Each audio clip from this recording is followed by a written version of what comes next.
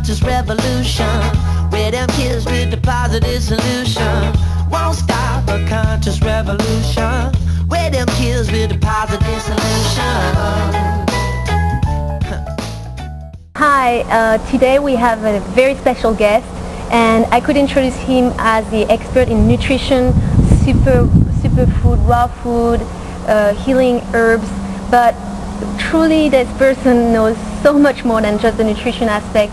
And what it comes to be important to planetary changes these days is to be able to think outside the box.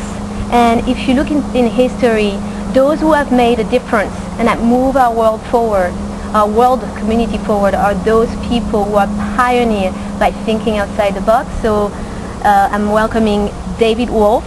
And David, thank you for taking time. I know you have a busy schedule, and you've been such a contribution to health and nutrition. But today I'd like to specifically ask you a question with regard to the world we're living in. What do you think is the biggest problem, and what do you think we could do about it? I know it's a general question. It's a very general question. What comes immediately to mind is getting completely activated on your mission.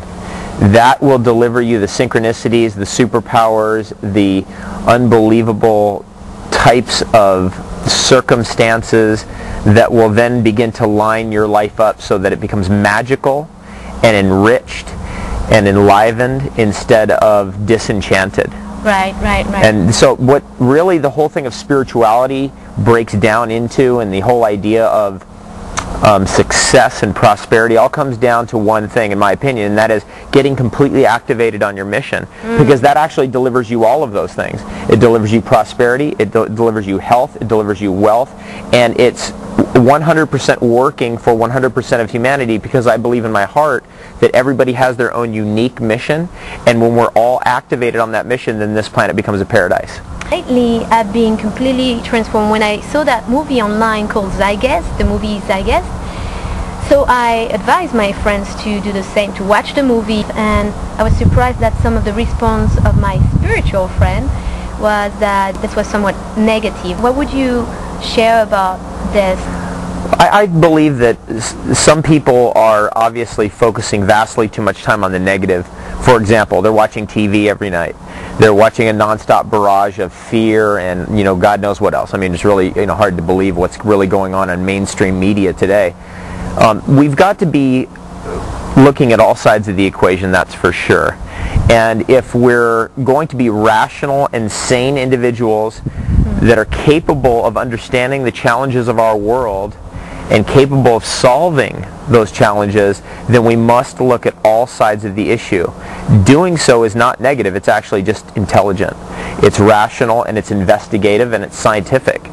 Yeah, I agree. Some people actually, they get so spiritual that they believe that they can't actually look at anything quote-unquote negative, and that can be actually disempowering to a person because it doesn't give you all the facts. For example, we might believe that we don't want to question this war that's been going on in Iraq. It's focusing on the negative. Let's do something else. Well, in fact, if we look at that war from another perspective, for example, the soldiers who were on the ground there, and talk to them, and some of them work for me actually, we're going to get a different perspective. That's not negative. That's just being intelligent. That's being an investigative reporter. That's being an investigative scientist. So I guess what happens is people get emotionally caught up in that's negative or that's positive, or that's all, by the way, completely 100% subjective. It's totally subjective. The main thing is within your heart that you stay happy and healthy and filled with joy, and look at all sides of the issue with innocent perception, so you can perceive more of the truth. And in spiritual literature there is a word for this, and it's called being equanimous, being capable of holding equanimity in your consciousness. That's the true spirituality. Absolutely. Yes. And therefore when somebody says, oh, that's negative, usually I know what's really going on is that they're kind of living in a fantasy world. They are not really investigative, and some people are just like that. It's not their mission to actually investigate truth. Yeah. What would you think about the economy and where it's heading to? Well, this is a very important point about the economy, because this is how I actually got into health sciences, real like radical health, like raw and living foods. It's how I founded Sun Food Nutrition and The Best Day Ever. It was this understanding, and that is, just because a lie is big doesn't mean it's not a lie. Just because billions of people believe something doesn't mean it's true. That is so true. And the first major thing that I found out about was usury, charging interest on money. Charging interest on money is stealing, and it's a crime at any level. Doesn't matter. If you're in your school lunch program and one of the kids says, hey, I know you want to borrow 10 cents, but in fact you can't just borrow 10 cents. You have to borrow 10% or 10 cents at 10% interest.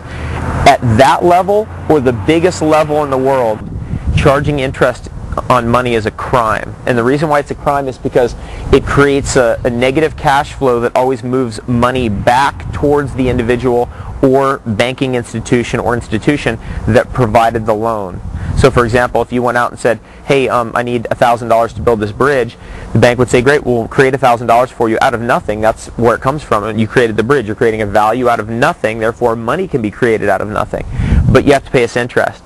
And that means all the money is eventually moving back into the banks. That's why the banks are the biggest buildings in any city in the world. The banking institutions are controlling our world, but in a hidden way.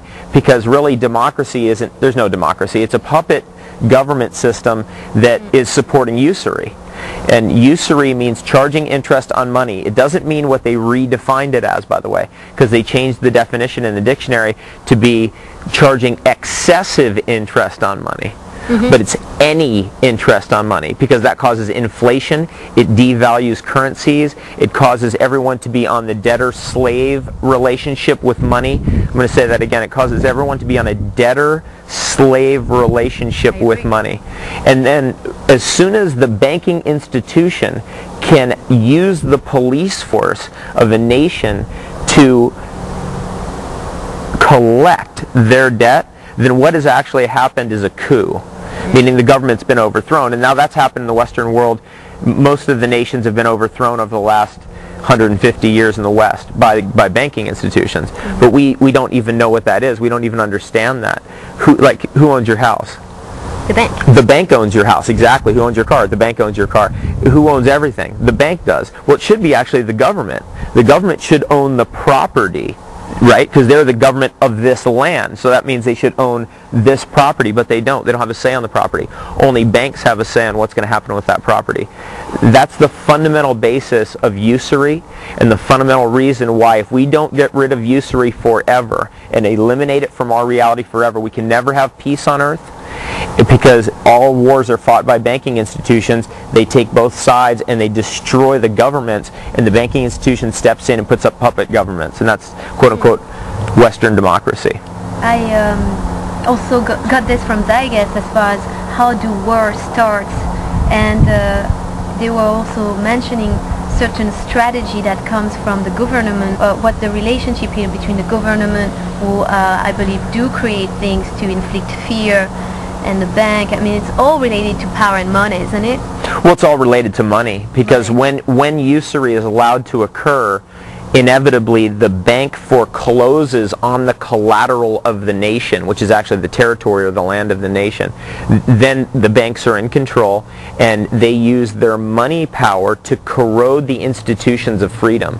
And that is really the real truth about banking. Where does the money go on your loan? Where does that interest go? It goes ultimately to corrode the institutions of freedom and deliver us into a debtor-slave state. And that's the whole idea. There actually is no debt, by the way. There's no debt. There's no national debt. That's all made up. We've created more value than any civilization in the history of the world. We've created more tables, chairs, walls, buildings, more infrastructure, bridges, roads, computers, technological devices than any other civilization in the history of the world. So the idea of debt is really a pressure that the bank enforces on the people once they control either the police force of a nation or the army of a nation. You can't stop a conscious revolution where them kids with the positive solution. Won't stop a conscious revolution where them kids with the positive solution.